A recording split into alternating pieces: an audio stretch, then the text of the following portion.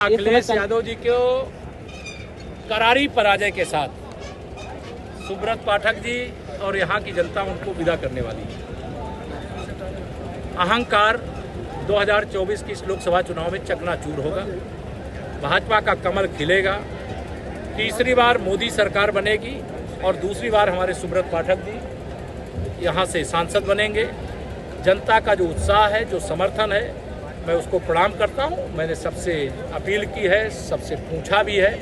सब ने गुंडों से, माफियाओं से डरे बगैर अपने मताधिकार का प्रयोग किया। अगर राहुल गांधी जी कह रहे हैं कि इंडिया गठबंधन का तूफान आने वाला है, बीजेपी ध्यान भटकाने की कोशिश करती है। वो 2014 से आ रहा है और 2024 में श्री राहुल गांधी जी उस तूफान में उड़ करके नानी के घर इटली चले जाएंगे। अगर बात करें तो वहीं आज केजरीवाल को जमानत मिली हुई, वो कोर्ट का मामला है। अगर वहीं अगर बात करें, मायावती ने कहा है सबसे ज्यादा बीजेपी सरकार में ब्राह्मणों का शोषण हुआ। हमारी सरकार में सबका साथ, सबका विकास, सबको सम्मान, सबको स्थान दिया जाता है। आज अखिलेश यादव का कहना है कि कन्नौज में भाजपा का सुपड़ा था। ये तो न घोड़ा दूर है न मैदान दूर है। उनका परिवार अंतरकलह का शिकार है।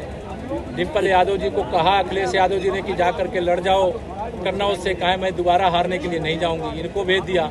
इनके साथ इनके चाचाओं ने खेल कर दिया कि बहुत बड़ा नेता बन रहा है, इसको छोटा करने के लिए सुब्रत पाठक जी के सामने भेज दो, कन्नौज से हारना तय है। अच्छा, अगर वही बात करें, सबसे ज़्यादा जो है राहुल गांधी और जो अखिलेश यादव बराबर आरक्षण और जो संविधान को लेके जो बात उठाते हैं। देखिए, ना संविधान खतरा में है, ना लोकतंत्र खतरे में है, ना आरक्षण खतरे में। खतरे में अगर कुछ भी है तो श्री राहुल गांधी जी, श्री अखिलेश यादव जी और इंडी गठबंधन के नेताओं का राजनीतिक भविष्य। प्रियंका गांधी ने कहा है कि केवल 5 किलो अनाज तो दे रहे हैं, लेकिन अभी तक किसी को रोजगार नहीं है। रोजगार सपा, बसपा, कांग्रेस और जो भाजपा विरोधी दल हैं उनका छिन गया है। और अगर कांग्रेस होती तो राशन भी खा जाती, केवल भाषण सुना देती।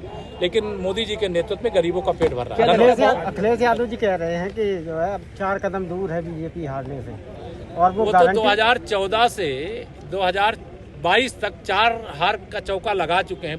14 हारे, 17 हारे, 19 हारे, 22 हारे, हार का चौका लगा चुके हैं। अब छक्का लगाने के लायक बचेंगे इसलिए नहीं कि 27 से पहले समाजवादी पार्टी समाप्तवादी पार्टी हो जाए। देखिए, उनकी पार्टी है तो वो लोग भी अपना कोशिश कर रहे हैं कि पार्टी की जमानत बच जाए। जीतना तो मुश्किल है, जमानत बचाने के लिए लोग लड़ रहे हैं।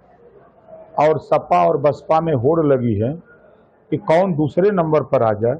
जीतने का बात नहीं है, दूसरे नंबर पर आने के लिए दोनों लड़ रहे हैं। यही मैं बलिया में देख रहा हूँ, यही मैं गाजीपुर देखता हूँ, वही सलीमपुर देख रहा हूँ, वही लालगंज में, आजमगढ़ में, अम्बेडकर नगर में, जौनपुर में। इधर तमाम सीटों पर जो हम अध्ययन कर रहे हैं तो वहाँ विपक्ष दोनों आपस में अपना प्रभुत्व कि हम दूसरे पर आ जाएं, कि हम दूसरे पर आ जाएं, इसके लिए लोग लड़ रहे हैं। बसपा पे आरोप लग रहा है कि ये जो है भारतीय जनता पार्टी की बी टीम है, उसके अनुसार प्रत्याशी सेट करके ये लोग चुनाव लड़ा रहे हैं। देखिए, अगर सच देखेंगे तो समाजवादी पार्टी बीजेपी को जिताने का काम कर रही है। उदाहरण के तौर पर मध्य प्रदेश का चुनाव आपने देखा, अखिलेश जी ने कहा कि कांग्रेस को वोट मत देना, ये बहुत चालू पार्टी है। जब हमको धोखा दिया, उस बात को वहीं छोड़ दीजिए। बीजेपी को जिताने के लिए या बीजेपी सरकार बनाने के लिए एक एक दल को संगठित करके एक बड़ा कुनबा तैयार किया। और समाजवादी पार्टी भारतीय जनता पार्टी को ताकत देने के लिए सबसे पहले ओम प्रकाश राजभर को भाजपा में भेजा, दूसरा जयंत चौधरी जी को भेजा, अपने पास से स्वामी प्रसाद मौर्य को हटाया, पल्लवी पटेल को हटाया, दारा चौहान को हटाया, चंद्रशेखर आजाद एक सीट मांग रहा था उसको भी हटा दिया कि नहीं। ये प्रमाण है ना।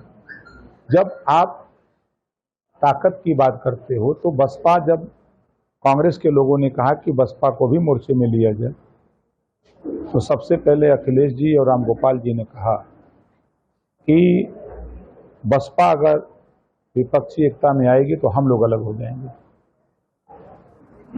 और उसके बाद अखिलेश जी ने नीतीश जी को कहा तुम भी भाई चले जाओ। सबको भेज रहे हैं और अपना हट करके सेवा कर रहे हैं। हम लोग तो सट के कर रहे हैं, वो हट के कर रहे हैं। अब